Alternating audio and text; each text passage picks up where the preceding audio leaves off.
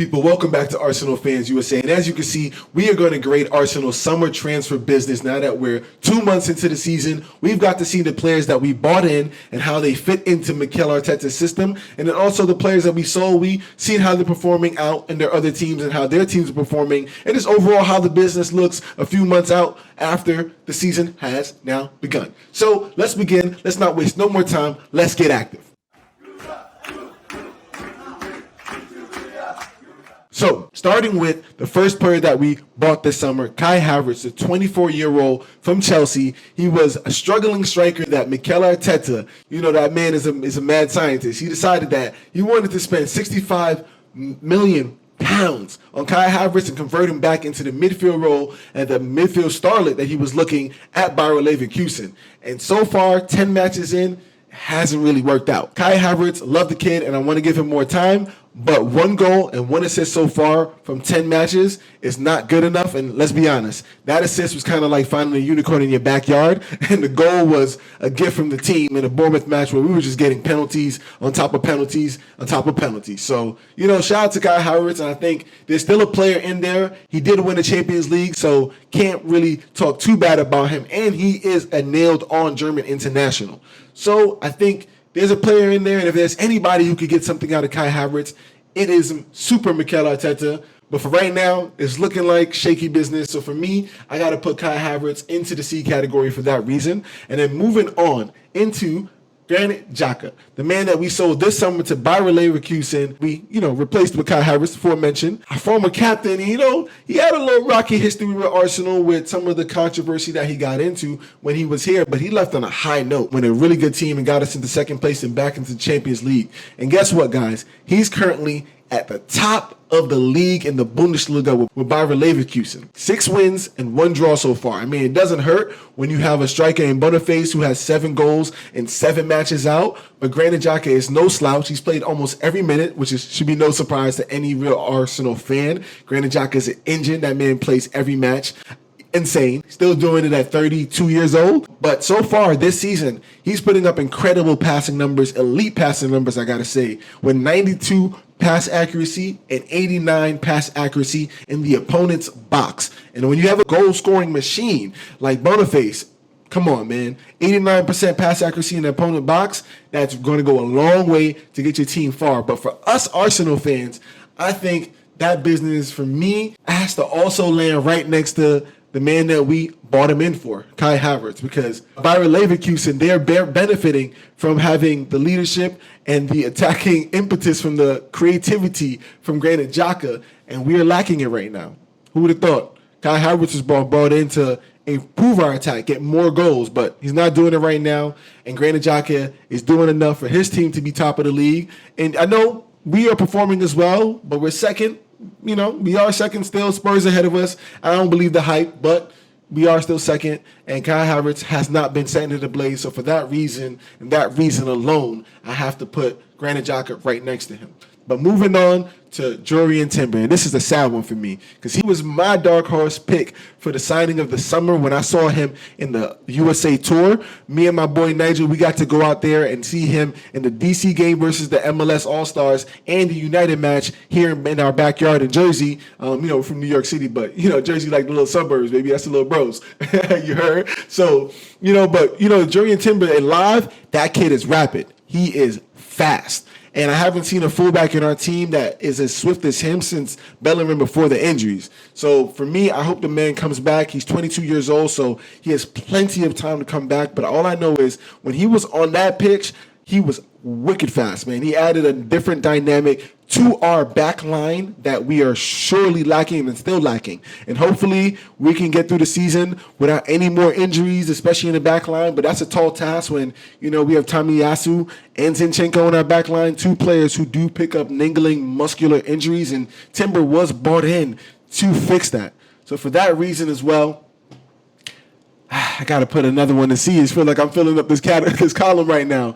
But, I mean, if he didn't get hurt, he would be in the A category easy. That's not even a question. You know what? I'm only going to knock it down one peg just because I feel like I saw enough in the summer to think he's going to be a great signing. And like I said, he's young, 22 years old. He's super athletic, and he has the ability to come into the midfield. He's a little bit different than Zinchenko because he could kind of more beat a man off the dribble, but he also can pick a ball as well. So for me, 22, young. I've already seen Gabriel Martinelli come back strong from an ACL injury. I've already seen Gabriel Jesus come back from 2 knee injuries already as well. So I believe Jurrien Timber could do the same. So I'm gonna keep him in the B category. I have hope that next year or even at the end of the season, he might come back strong and do good for the man that we bought from Ajax for £34 million this summer. Then moving on to Declan Rice. Guys, I'm not even gonna waste your time. That's an easy S category right there. That man has been the signing of the summer for us. Easy. That's not even a question. No debate. He has been one of the best players in every match that we've played so far. And in that match versus Man City, he bossed the midfield. I mean, I know there was no Rodri and all that, but he single-handedly won back possession, recycling the ball, recycling attack, and he was vital to us staying in the match and eventually winning it. And we haven't beat Man City in a while. And at the end of the day, when you make a statement signing like Declan Rice for the money that we spent to break the record on him, you have to move the needle. And for a team that finished second in the league last year, moving the needle is winning the league and beating the team that won the league over us. We've already did something that we were not able to do last year. And we've done it twice now with Declan Rice in the squad. You know, Kai Havertz too. I'm not going to hold you. Kai Havertz has, we're going to move on from Kai, but he has been vital in 2 matches so far versus Man City as well, and so has Declan Rice. There's no debate about that one. We can debate Kyle we want, but there's no debate about Declan Rice being in the S category. He has been our signing, our best business done all summer. Moving on to Folarin Balogun, 22-year-old striker who was lighting up in Lugon last year for Rennes. I don't know, man. I'm a little bittersweet about this one because I feel like, especially with the injuries now, hindsight is a beautiful thing. But especially with the injuries that we had in the attack now, I feel like he would have had a part to play and could have proved himself. And I know a lot of fans would have preferred that we sold Eddie Nketiah over Balogun. But £34 million to Monaco with a 17.5 sell-on clause still rubs me a little bit wrong because I feel like we should have got a little bit more money. Like, look at the money Manchester United spent on the striker that they bought, and look at the production that he had the prior season. So, I feel like my money's a little bit low, and maybe we could have probably put a buyback clause and a sell-on clause. Maybe I'm sitting a little bit better then because if he's starting to light it up in Monaco, which, if you look over the last 3 matches that he's starting to hit a little hot streak, 3 goals and 1 assist. I'm just saying, there is talent there, and I see why a lot of people wanted to hold on to him. But for this one right here, I mean, we haven't had good business selling players in a while. And just for getting a good fee and getting a strong sell-on clause, I'll put it an A. But just know it's a soft A for me because I feel like we could have got more, but there's not a lot of teams in Europe that have money outside of the English teams, and I don't think we were going to ever sell him to Chelsea. Moving on from there, we have Pablo Mari. I'm not going to stay on this one too long, man. Pablo was a great servant for the club, but at 30 years old, he was never going to play. We've improved our back line and our defensive line since Mikel Arteta has come in. That's been one of the main things that he's addressed. So for me, Pablo Mari, he just never was going to get into the team. So $5 million, I'm American, £5.5 million to AC Monza in Italy. I think that's shrewd, good business. But, nothing to yell about. It's just solid business, handling what we should be doing as a big club, moving out players when they're no longer needed. Shout out to Pablo, but that goes into the B category for me. And then Matt Turner, the American goalkeeper, the USA #1. Shout out to Matty T. He, was a solid player for us as well, but was never really going to get too much minutes, and he never really troubled Ramsdale. So that's kind of the issue. He was brought in to compete with Ramsdale, and we seen what Mikel Arteta means compete, what he really means, and Matt Turner was not able to do that, but we were able to turn a little profit on him, because we bought Matty T for about we bought Matty T for whatever. It was like a $4 million profit. I don't remember the hard math on what we bought him for, but it was like a $4 million profit. And then we end up spending $3 million on the loan fee to get the player that we're going to talk about next, David Raya. But before we do about that, we're going to drop Matty T into the B category because, again, that's just solid business. We should just be doing that as a big club like Arsenal. But moving on, last but not least, probably the most, if not the second most controversial player on this list, David Raya. And David Raya, the 20-year-old goalkeeper, was bought originally as competition for Aaron Ramsdale. And we've seen since he started, Ramsdale has not gotten back into the team except for the EPL Cup match. He started all 4 matches in the Premier League since, and the Champions League matches as well. On the face of it, if you're just listening to the fans and the media, because I gotta be honest, Ramsdale is a fan favorite, especially in the UK punditry. You guys love him over there, and I cannot blame you. I love me some Ramsdale too. Love the way he be jeering up the away fans. I love the way he be getting the home fans up for the game. I just love Ramsdale. He's an amazing, amazing talent. But if you look and peek under the covers, you will see that Ramsdale underlying numbers is a little worse than Raya. And it actually supports Mikel Arteta's decision to put the Spaniard over the Englishman. And what I mean by that is Raya is commanding his box just a little bit better. He has the 9.5 ball recoveries per match versus Ramsdale's 7.5. And again, this is a small sample size, but it's the same sample size. They both have played 4 matches in the Premier League each. Ramsdale, the early 4 in the season, and Raya, since he's coming in the last 4. And if you look at it on the face of it, Raya had to go up against Spurs and Man City. You know, in a couple other matches there, you could easily say Raya probably had the harder fixtures, but he's the one with the most clean sheets.